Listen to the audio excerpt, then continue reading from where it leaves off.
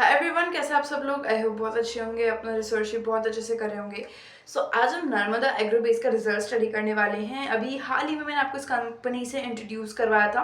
Cotton seeds, cotton Lintner's and basically आपका cattle feed का इनका बिजनेस है। कम्प्लीटली कमोडिटी बेस्ड बिजनेस है। इनका कॉन कॉल भी हुआ है हाल ही में काफ़ी अच्छा खासा, and like last con calls उनका भी मैंने आपको वीडियो बना करके दिया था। सो द थिंग इज कि इस कंपनी का रिजल्ट आ गया है and today we gonna study the result and how इनका जो कमोडिटी बेस्ड बिजनेस है उसका इफेक्ट अभी रिजल्ट में कैसा दिख रहा है। बिकॉज अब आपको पता चलेगा how to like analyse these kind of businesses and कैसे इनके रिजल्ट में प्रॉब्लम बन सकती है या प्रॉब्लम सॉल्व हो सकती है। राइट, सो थोड़ा सा उन चीज़ों को देखते हैं। Let's study the result overall. So this time in the Q3 FY26 the company has done revenue of 21 crores, almost 21.3 crores of revenue. And if you compare it with last quarter, so Q3 FY25 में company का revenue था 13.8 करोड़। सो 13 करोड़ से company इस बार 21 करोड़ पर आई है and that is your growth of approx 54%। So Y level पे company ने 50% से ऊपर की ग्रोथ दी है and that sounds really amazing.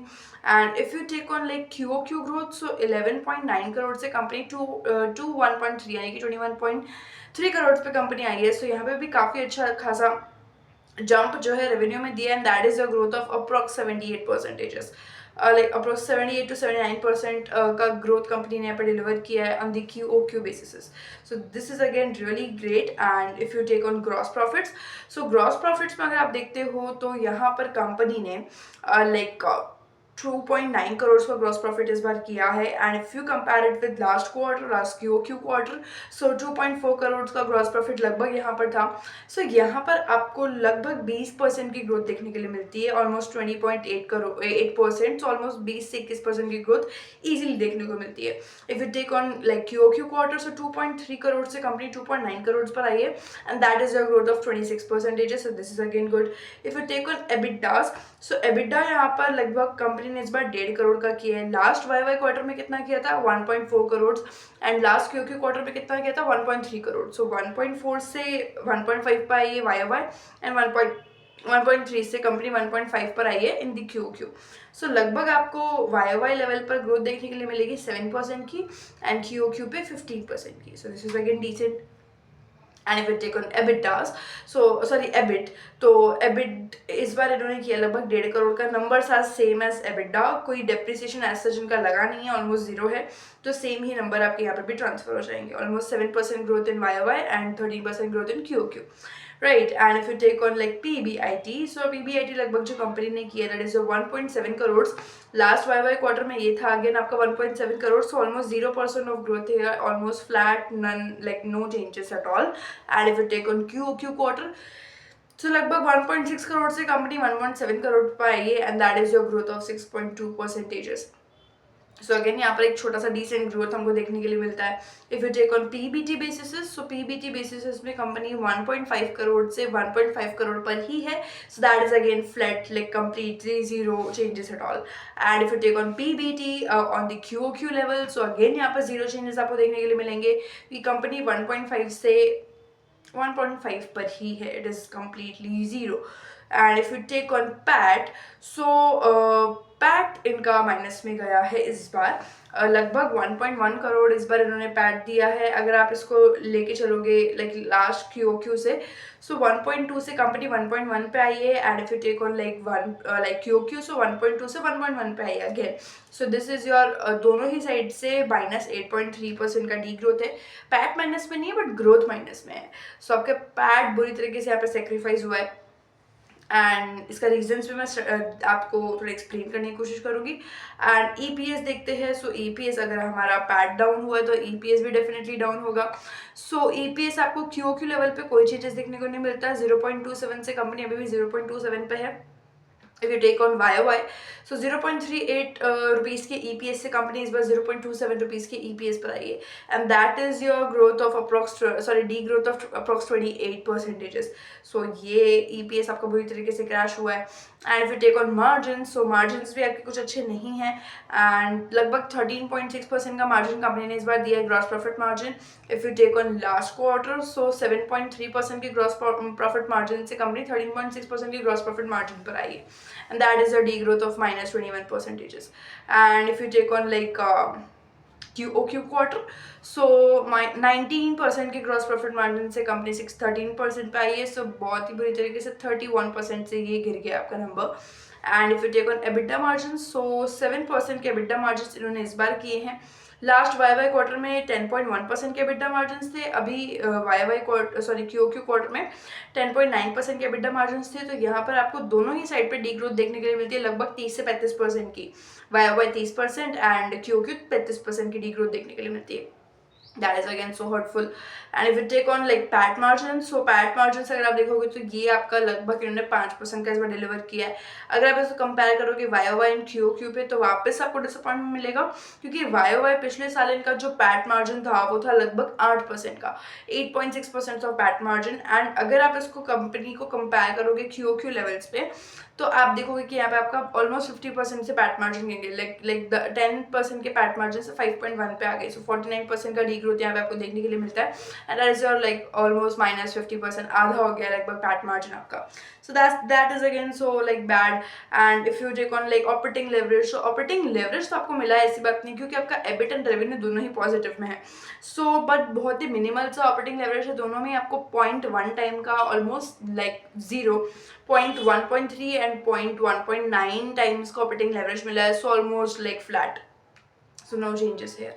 And if you like take overall result, so it's not that glamorous, क्योंकि बड़ी प्रॉब्लम हुई है। अगर आप सिर्फ लाइक टॉप लाइन पे नोटिस करते हो तो आपको बड़ा ही चमकता हुआ सा रिजल्ट दिखेगा कि वाह क्या रिजल्ट दिया कंपनी ने।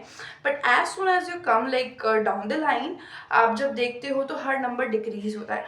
यानी कि अगर आपने बहुत क्लोजली अभी मेरी बातों को सुना होगा ना, अगर या फिर अगर आप नोट भी करते हो परसेंटेजेस को, सो यू विल फाइंड कि मान लो अगर मेरी रेवेन्यू जो ग्रोथ है वो 10% की है, तो मेरी ग्रॉस प्रॉफिट ग्रोथ 9% की हो गई, देन एबिटा 8%, देन ऐसे नीचे जाते जाते पैट हो गया मेरा लगभग मान के चलो 5% की ग्रोथ, या फिर माइनस में हो गया।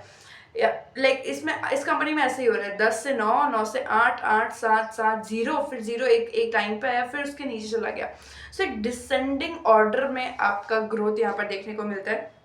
लाइक मेरे साथ में लाइक मैं जो जिस तरीके से मेरे रिजल्ट को देखती हूँ वो यही है कि ऊपर बहुत ही शानदार ग्रोथ है, 50, 20, फिर 7% आया, फिर 0%, फिर -8, फिर -28, देन -21, देन -13 एंड -40। तो वो नंबर बड़े से छोटा होता जा रहा है and that is real example of margin crash. ये एक रियल लाइफ एग्जाम्पल है मार्जिन क्रैश का। मतलब क्या हुआ कि कंपनी ने बहुत ज़्यादा वॉल्यूम्स में माल बेचा एंड वॉल्यूम्स में बेचने की वजह से उनके मार्जिन्स बहुत बुरी तरीके से सप्रेस हो गए एंड यहाँ पर वो चीज़ साफ साफ नज़र आती है। लाइक आपकी लास्ट ग्रोथ हुई है PBIT तक, एंड PBIT को अगर आप कंसिडर ना भी करो तो आपकी लास्ट ग्रोथ हुई है एबिट तक, उसके बाद में कोई ग्रोथ नहीं है, डी ग्रोथ हुआ है। सो टॉप लाइन बहुत शानदार है, no doubt amazing top line, but as you come toward the bottom line and the mid line, if you say that, so बहुत ही बुरी तरीके से आपका नंबर क्रैश है। एंड उसका रीज़न क्या हो सकता है, थोड़ा सा वो देख लेते हैं। So I did some calculations and पहली बात तो आपको ये बता देती हूँ कि it's a completely commodity based business. So आपको यहाँ पे ग्रोथ बहुत दिख सकती है due to volumes and all those things. हालांकि Narmada also makes like quality process foods, cattle feed, but still they are suffering with this kind of margin. तो उसका रीजन भी क्या है वो भी आपको थोड़ा सा बताती हूँ। So according to the calculations and lot of like अगर आप थोड़ा सा पीछे चलते हो कंपनी में, तो आपको यहाँ लगभग इन्वेंट्री डेज देखने के लिए मिलेंगे। इन्वेंट्री डेज मैं क्यों ले रही हूँ, क्योंकि मुझे देखना है कि कितने वक्त तक इनका जो स्टॉक है इनके पास में रह रहा है। तो वही यहाँ पे प्रॉब्लम हुआ एक्चुअल में, आपको कहानी की तरह समझाऊंगी। एक बार मैं आपसे पहले नंबर शेयर कर देती हूँ। रियली सॉरी, बहुत थोड़ा मुझे पता है वीडियो में बहुत डिस्टर्बेंस क्रिएट करी हूँ मैं, बट बस थोड़ा से दिनों की और बात है, I will be very much fine. And later on अगर आप देखोगे तो इन्वेंट्री डेज में FY23 का जो इन्वेंट्री डेज था लगभग 70 डेज के आसपास था, 70 to 75 डेज। FY24 में इन्वेंट्री डेज हो गया लगभग 85 डेज के आसपास बढ़ गया है यहाँ पे आपका। अगर आप FY25 के इन्वेंट्री डेज देखोगे तो अभी 154 डेज का, यानी कि अगर आप इसको हार्डली लेके चलोगे तो लगभग 5 महीने का लगभग स्टॉक इनके पास में पड़ा था। अब इसका प्रॉब्लम क्या हुआ ना, अब देखो कंपनी क्योंकि कमोडिटी बेचती है, तो इनका जो मेजर रॉ मटेरियल है वो इनकी क्रॉप्स, जो कि बहुत ही हाईली वॉलेटाइल है, कभी नीचे गिरता है कभी ऊपर चढ़ता है। स्पेशली आपका विंटर से पहले का जो सीजन जाता है वो डिसाइड करते हैं कि क्रॉप कैसी रहेगी इस बार, क्योंकि बारिश वारिश का वगैरह सीजन है तो पानी कितना मिला है, know all those factors really put like effects into these kind of results. So the thing is कि फिर मैं थोड़ा सा स्टडी किया कि क्रॉप्स के क्या हाल थे, तो मुझे पता चला कि क्रॉप्स में बहुत ज़्यादा फ्लक्चुएशन नहीं है। उल्टा जो अगर मान लो कोई अगर गेहूं है, गेहूं इतने प्राइस पे बिक रहा है तो हल्का सा नीचे ही हुआ है, बट बहुत ज़्यादा कोई वोलेटिलिटी नहीं हुई है पिछले कुछ महीनों से। It is sort of stable in like मेज एंड योर लाइक इनके जितने भी आपके क्रॉप्स लगते हैं, फिर टेक ऑन लाइक थोड़ा सा शुगर केन की साइड, क्योंकि इनका मोलासेस वगैरह यूज़ होता है। So if you take combined crops तो बहुत ज़्यादा कोई वॉलेटिलिटी नहीं आई है, and this was the reason of their margin crash as much as I believe। क्या हुआ कि इनके पास अब बहुत ज़्यादा स्टॉक होल्ड था। अब ये स्टॉक ना जितना फ्रेश रहे उतना अच्छा है, अगर आप एक एक दो दो साल तक उसको होल्ड नहीं कर सकते हो, क्योंकि eventually it's something which the cattle will going to eat. And cotton seed आप होल्ड कर सकते हो। आई थिंक कॉटन सीड में आप जितना उसको होल्ड करते हो आपका उतना ही ऑयल वगैरह उसका निकलता है, बट इन लाइक एक स्पेसिफिक वक्त तक आई थिंक फिर वो क्वालिटी भी बहुत ज़्यादा ख़राब हो जाती है।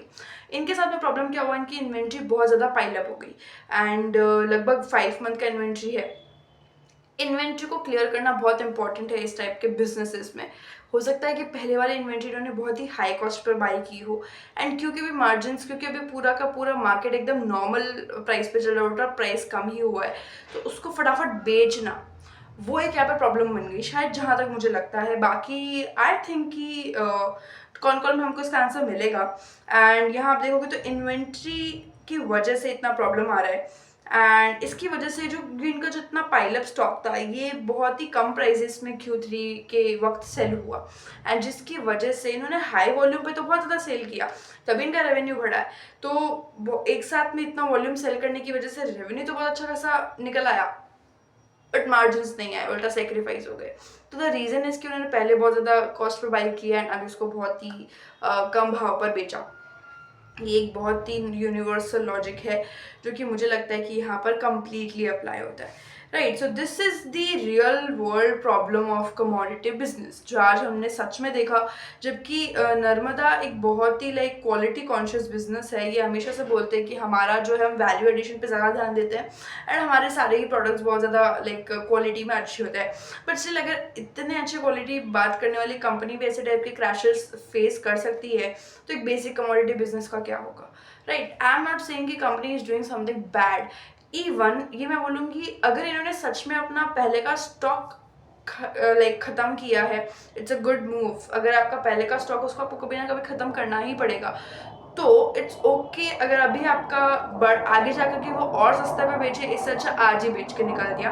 अगर सच में ये कहानी हुई है, देखो मैं श्योरिटी कैसे लूँ, अभी कौन कौन हुआ नहीं है एंड मैं कंपनी से बिलोंग करती नहीं हूँ, नर्मदा एग्रोबेस मेरी तो है नहीं। सो द थिंग इज़ कि अकॉर्डिंग टू द नंबर्स, जो कहानी नंबर बताते हैं उसके अकॉर्डिंग यही हुआ है। बाकी हमको देखते हैं कौन कौन में क्या मिलता है, कौन कौन में हमको क्या पता चलता है, किस बात पे मैनेजमेंट सबसे ज़्यादा एम्फसाइज करता है, फिर हम हमारा कोई कंक्लूजन निकाल सकते हैं। बाकी रिजल्ट टॉप लाइन पे तगड़ा है, बॉटम लाइन पे बकवास है, यही ओवरऑल कहानी है। बकवास होने का रीज़न मैंने आपको बता दिया। It's still not a bad move, but it's like a conservative, मतलब खुद को बचाने के लिए उन्हें शायद ऐसा किया है, and that is what this has done. So yeah margins has like compromised with big numbers बहुत बुरी तरीके से। But yeah let's see if this can like आगे चल के ठीक हो जाए एंड सस्टेन कर ले, वो एक सबसे बड़ी चीज़ है।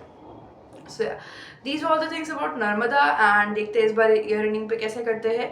बाकी हमको ज़्यादा से ज़्यादा जानकारी कॉन कॉल में मिलेगी, राइट। एंड इनका कॉन कॉल वैसे भी बहुत मतलब if you have any kind of questions आप इनका कॉन कॉल जो है खुद ज्वाइन कर सकते हो, क्योंकि इनका कॉन कॉल बहुत ही लाइक ईजी टू एक्सेस होता है, टू बी वेरी ऑनेस्ट। इस लाइक कि बहुत ज़्यादा लोग होते नहीं हैं एंड आपको ईजिली अपना क्वेश्चन पूछने का आंसर मतलब वक्त मिलेगा और भर भर के वक्त मिलेगा, आप जितना चाहे पूछ सकते हो, राइट। एक अच्छी अपॉर्चुनिटी है आप लोग के लिए, आप पूछ सकते हो अगर आपको कोई डाउट आता है। And if you have any kind of queries and if you want to discuss on something you can leave in comments, I will always reply, you know, right. So yeah and this was all the things about Narmada and देखते हैं con call में क्या होता है। So let's see and let's wait for the con call and yeah I will see in the next video to the research. Thank you.